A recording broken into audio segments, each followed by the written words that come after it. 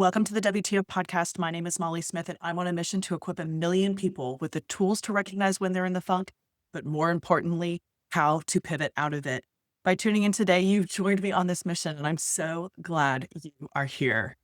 I want to talk about something today that I think pretty much everyone experiences at some point, even if we don't have really great language for it. It's that space where on the outside, things look fine. You're showing up, you're doing what needs to be done. Technically, nothing is falling apart. But on the inside, something feels off. Your mind feels busy or unsettled, or like you just can't quite get your footing. I call this emotional chaos. It's not a diagnosis. It's just a way to describe what it feels like when your internal world feels messy or noisy, even though your life looks okay on the outside.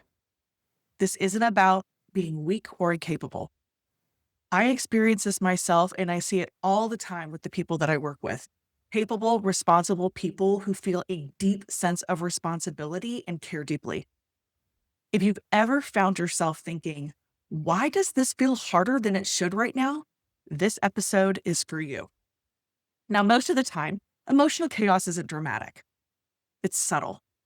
It's that kind of overthinking where you just can't turn your brain off. Been there? You too. There always is something in the background, a conversation, a decision, or a situation that you're trying to make sense of. Maybe you replay things.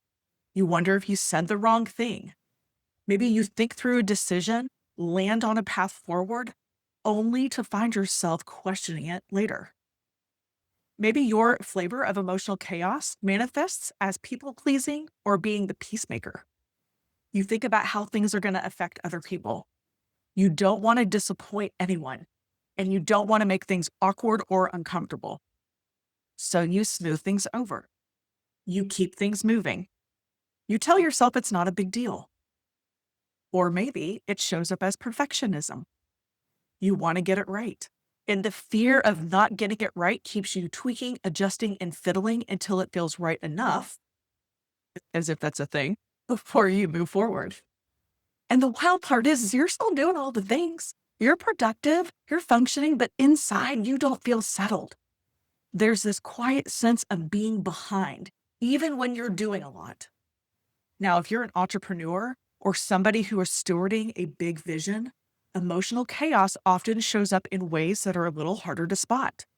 Sometimes it shows up in how you relate to yourself inside your business. You hold off on making decisions longer than you normally would. You want to make the right move, so you stay in your head instead of moving forward. You might find yourself leaning heavily on outside input, asking for reassurance, opinions, confirmation, especially around decisions that are critical to your success. And when something doesn't work out, it doesn't just feel like a missed step. It can start to feel personal. And this is where emotional chaos can really mess with you because it makes you start to feel incapable. One experience can rattle you, and it bleeds into how you see yourself. And your confidence takes a hit. And when that happens, clarity feels harder to access, and momentum can slow in ways that are frustrating and confusing. Now, I want to share a story from my business that created a lot of emotional chaos for me.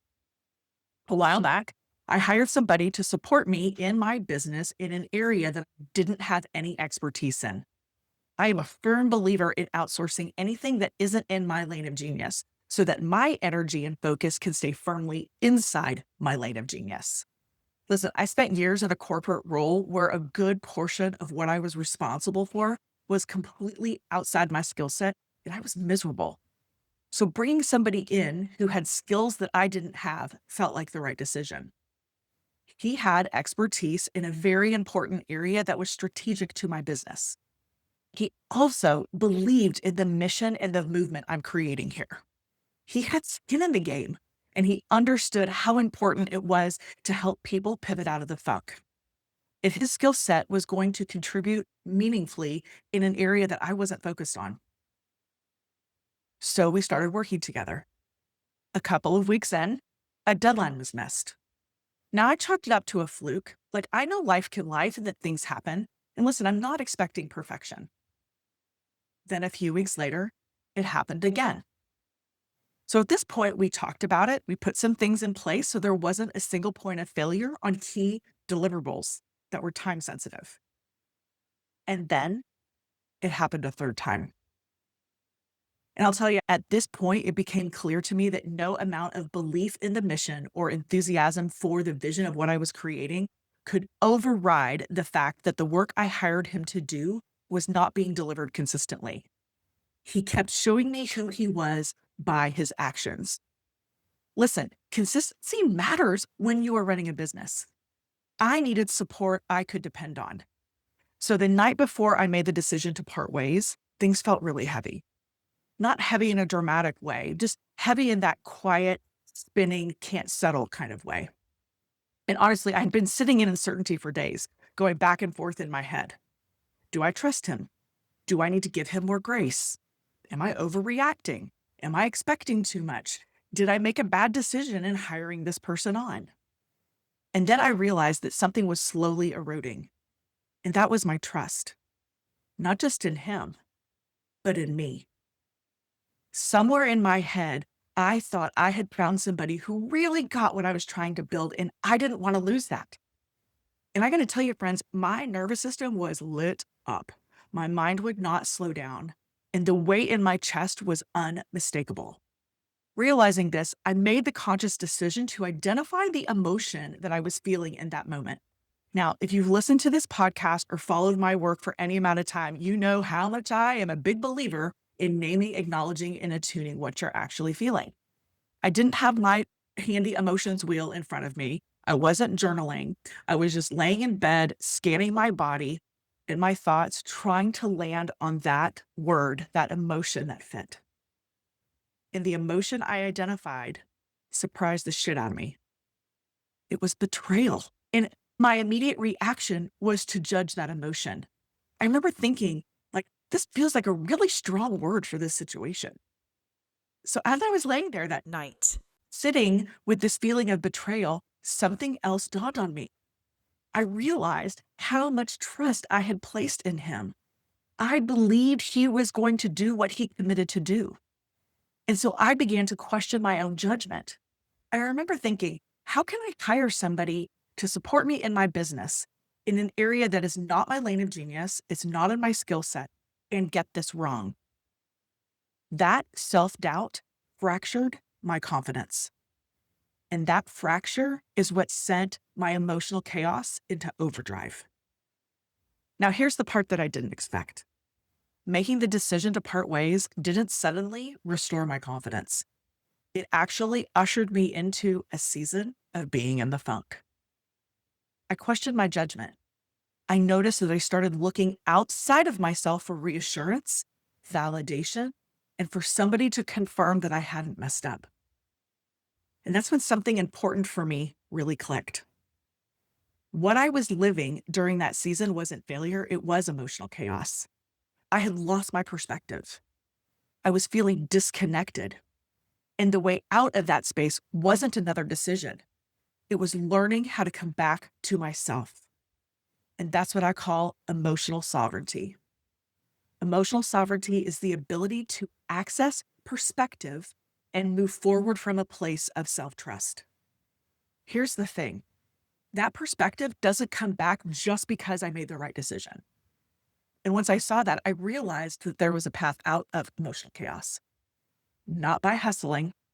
Hustle culture does not work here. Not by pushing harder, but by doing the internal work that restores your perspective. So when I talk about moving from emotional chaos to emotional sovereignty, it's not like flipping a switch, friends. It's a process that looks something like this. Building awareness by disengaging your autopilot. Developing emotional literacy, which I talk about a lot here. Regulating your nervous system and reclaiming your agency. And through that process, perspective returns. That's what allows you to move forward, not from self-doubt, but from self-trust. I'm going to be talking about this a lot in my community and in future episodes because, friends, hear me. This is the process of how you pivot out of the funk. Now, here's what I want to leave you with. Emotional chaos shows up for everybody. It's not a personal failure. It's not a sign something is wrong with you.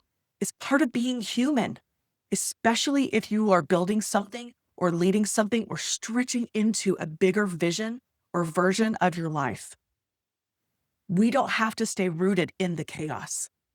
There is a path to emotional sovereignty. And that path is about accessing perspective and moving forward from a place of self-trust. This work matters to me because I have lived it and I do live it every day, right? I've seen how powerful it is when people stop outsourcing their clarity and start trusting themselves again. Hey, if this episode resonated with you, I would love for you to share it. Share it with a friend. Share it with somebody who's been in the funk.